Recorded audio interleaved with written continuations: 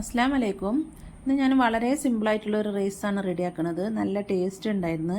നമുക്കിപ്പോൾ വീട്ടിലെപ്പോഴും മീനായിട്ടും ഇറച്ചിയായിട്ടൊന്നും ഉണ്ടായിന്ന് വരില്ലല്ലോ.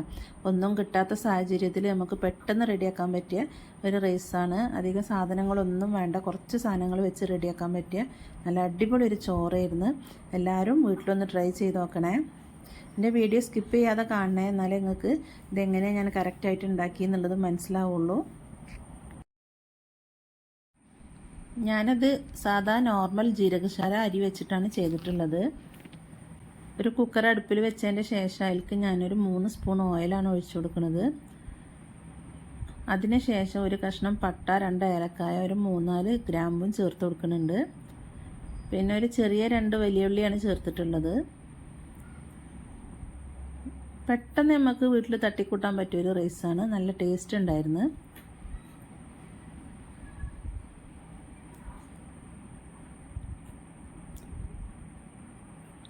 പിന്നെ അതിലേക്ക് ഞാൻ 1 സ്പൂൺ ഉപ്പ് ചേർത്ത് കൊടുക്കുന്നുണ്ട്.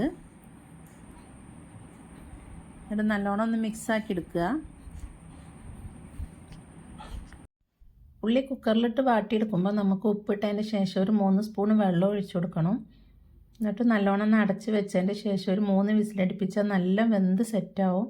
നമ്മളെപ്പോഴും കുക്കറിൽ വേവിക്കുമ്പോൾ ഒരു തുള്ളി വെള്ളം ഒഴിച്ച് വേവിക്കുകയാണെങ്കിൽ ഉള്ളി പെട്ടെന്ന് വെന്ത് കിട്ടും. പിന്നെ ഞാനൊരു 3 കോഴിമുട്ടയാണ് എടുത്തിട്ടുള്ളത്. കോഴിമുട്ട പുഴുങ്ങാനായിട്ട് ഉപയോഗിക്കുന്ന പാത്രമാണത്. ഉപ്പിട്ട് പുഴുങ്ങണതുകൊണ്ടാണ് ആ പാത്രത്തിന് കളമരം വന്നിട്ടുള്ളത്. ഇപ്പോൾ ഒരു 3 വിസിൽ വന്നതിൻ്റെ ശേഷം ഞാൻ തുറന്ന് നോക്കുകയാണ്. ഉള്ളി വെന്ത് റെഡി ആയിക്കണ്. നല്ലോണം വെന്ത് കുഴഞ്ഞിട്ടുണ്ട് ഉള്ളി. അതിന് ശേഷം ഞാൻ അതിലേക്ക് 1 സ്പൂൺ ഇഞ്ചി വെളുത്തുള്ളി പേസ്റ്റാണ് ചേർത്ത് കൊടുക്കുന്നത്.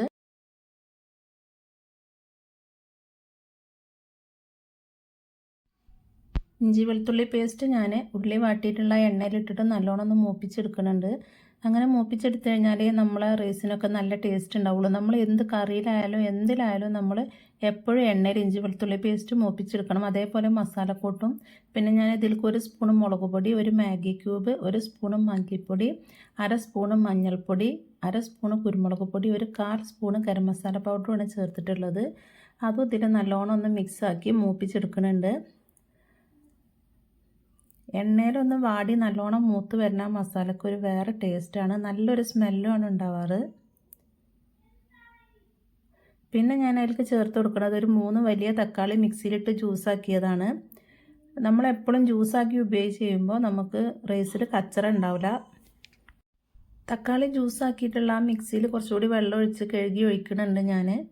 ഞാൻ 250 ഗ്രാമാണ് അരി എടുത്തിട്ടുള്ളത്. 1 കപ്പിന് കണക്കാക്കിയിട്ടാണ് എടുത്തിട്ടുള്ളത്. ഇപ്പോൾ ഏകദേശം 1 കപ്പ് വെള്ളമോളം നമുക്ക് ഈ മസാലക്കൂട്ടിലായിട്ടുണ്ട്. ഇനി 1 കപ്പ് വെള്ളം കൂടി മതി.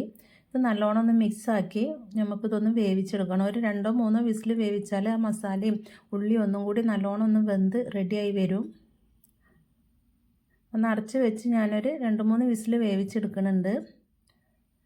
എൻ്റെ വീഡിയോ കണ്ട് ഇഷ്ടമായിക്കണമെന്നുണ്ടെങ്കിൽ എനിക്കൊരു ലൈക്കൊക്കെ തരണേ. ഞാൻ അരി എടുത്തുകൊണ്ട് ജീരകശാല തന്നെയാണ്. അത് നല്ലോണം ഒന്ന് കഴുകി വാരി എടുക്കുന്നുണ്ട്. അതിന് ശേഷം നമ്മളെ മസാലക്കൂട്ട് വെന്ത് റെഡി ആയിട്ടുണ്ട്. അത് നമുക്കൊന്ന് തുറന്ന് നോക്കാം. എൻ്റെ വീഡിയോ കാണുന്നവർ സബ്സ്ക്രൈബ് ചെയ്യാത്തവരുണ്ടെങ്കിൽ ഒന്ന് സബ്സ്ക്രൈബ് ചെയ്യണേ. കമൻറ്റും ചെയ്യണേ. അതുപോലെ റൈസ് ഉണ്ടാക്കണവരുണ്ടെങ്കിൽ ഒന്ന് കമൻറ്റ് ചെയ്യണേ. നമ്മളെ മസാലക്കൂട്ടൊക്കെ വെന്ത് റെഡി ആയിട്ടുണ്ട്. അതിന് ശേഷം ഞാൻ അതിലേക്ക് 1 കപ്പ് കൂടി വെള്ളം ഒഴിച്ച് കൊടുക്കുന്നുണ്ട്. 1 കപ്പ് മസാല വെള്ളം ഉണ്ടാവുള്ളൂ. പിന്നെ 1 കപ്പ് കൂടി ഒഴിച്ചു കൊടുത്താൽ നമുക്ക് കറക്റ്റ് നല്ല പാകത്തിൽ വെന്ത് കിട്ടും. ഇനി നല്ലോണം ഒന്ന് ഇളക്കി നോക്കിയിട്ട് ഉപ്പിൻ്റെ കുറവുണ്ടെന്നുണ്ടെങ്കിൽ ഉപ്പൊന്നിട്ട് നോക്കാം. നമുക്ക് മാഗി ക്യൂബ് ചേർത്ത കാരണം ഞാൻ കുറച്ചേ ഉപ്പിട്ടിട്ടുള്ളൂ. അരി കഴുകി വെച്ചത് നല്ലോണം ഒന്ന് വാർന്നതിൻ്റെ ശേഷം വെള്ളമൊക്കെ വാർത്തെടുത്തിട്ട് വേണം നമുക്ക് അതിലേക്ക് ഇട്ട് കൊടുക്കാൻ. അതിലേക്കൊന്ന് ചേർത്ത് കൊടുക്കണം. എന്നിട്ട് നമ്മൾ കുക്കർ അടച്ച് വെക്കാതെ തന്നെ തുറന്നിട്ടിട്ട് തിള വരുവോളം കാക്കണം. തിള വന്നതിന് ശേഷം നമുക്ക് കുക്കർ അടച്ചാൽ മതി. ഞാൻ തംബ്നെയിലിൽ കൊടുത്തിട്ടുണ്ട് ഹോട്ടലിൽ പോലും കിട്ടാത്ത റൈസ് എന്ന് പറഞ്ഞിട്ട്. അതൊരു തമാശ രീതിയിൽ പറഞ്ഞതാണ്. ഇങ്ങനത്തെ റൈസൊന്നും ഇപ്പോൾ നമ്മൾ ഹോട്ടലിൽ പോയി കഴിക്കൂലല്ലോ, അത് ഉദ്ദേശിച്ച് പറഞ്ഞതാണ്. ഏകദേശം തിള വന്നിട്ടുണ്ട്. ഇനി നമുക്ക് കുക്കർ അടച്ച് വെച്ചിട്ട് ഒരു 2 വിസിൽ വേവിച്ചിട്ട് നമുക്ക് ഗ്യാസ് ഓഫ് ചെയ്ത് വിസിലൊക്കെ പോയതിൻ്റെ ശേഷം സാവധാനം തുറക്കാനേ പാടുള്ളൂ. അല്ലെങ്കിൽ അതിൻ്റെ മേലെ എങ്ങനെ ആയാലും വെള്ളം തംബ്നെയിലൊക്കെ ഞാൻ ഇങ്ങനെ കൊടുക്കണതിൽ എന്തെങ്കിലുമൊക്കെ മിസ്റ്റേക്ക് ഉണ്ടെങ്കിൽ എന്നോട് ക്ഷമിക്കണേ. എത്ര പോലെ ആൾക്കാർ പല രീതിയിലുള്ള തംബ്നെയിലുകൾ കൊടുക്കുന്നുണ്ട്. നമ്മൾ അതൊന്നും ചെയ്യാതെ നമുക്ക് സാധാരണ ഉണ്ടാക്കാൻ പറ്റിയ ഓരോ റെസിപ്പി വെച്ചിട്ടുള്ളതാണ് ഞാൻ കൊടുക്കുന്നത്.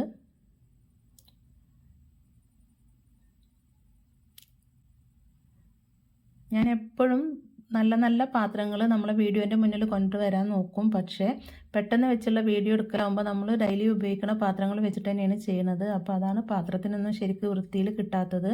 ഞാൻ വീഡിയോക്ക് വേണ്ടിയിട്ടായിട്ട് സെപ്പറേറ്റ് പുതിയ പാത്രങ്ങളൊക്കെ വാങ്ങി വെച്ചിട്ടുണ്ട്. പക്ഷേ അതിനുള്ള ടൈമൊന്നും ഉണ്ടാവാറില്ല.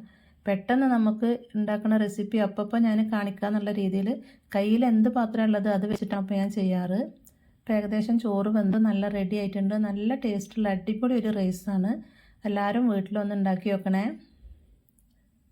നല്ലോണം ഒന്ന് മിക്സ് ആക്കി എടുത്തതിൻ്റെ ശേഷം ഞാൻ അതിലേക്ക് കോഴിമുട്ട വെച്ച് കൊടുക്കുന്നുണ്ട്.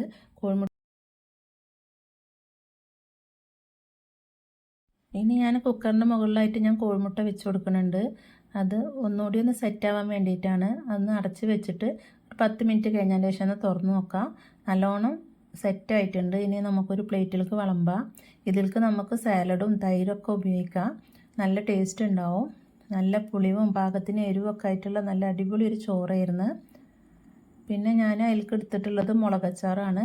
മുളകച്ചാറും കോഴിമുട്ടയും ചോറും കൂടി കഴിക്കാൻ തന്നെ നല്ല ടേസ്റ്റ് ഉണ്ടായിരുന്നു.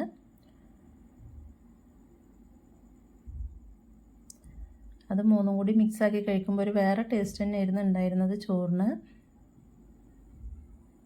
ഇനിയും ഇതുപോലുള്ള സിമ്പിൾ വീഡിയോ ആയിട്ട് ഞാൻ എത്രയും പെട്ടെന്ന് വരാൻ നോക്കാം. എൻ്റെ കൂടെ എല്ലാവരും ഒന്ന് സപ്പോർട്ട് ചെയ്യണേ. ഞാൻ ഈ വീഡിയോ ഇടുന്നതിൽ എന്തെങ്കിലും നെഗറ്റീവായിട്ടുണ്ടെന്നുണ്ടെങ്കിൽ അതും കമൻറ്റിൽ അറിയിക്കണം. അസ്സലാമു അലൈക്കും.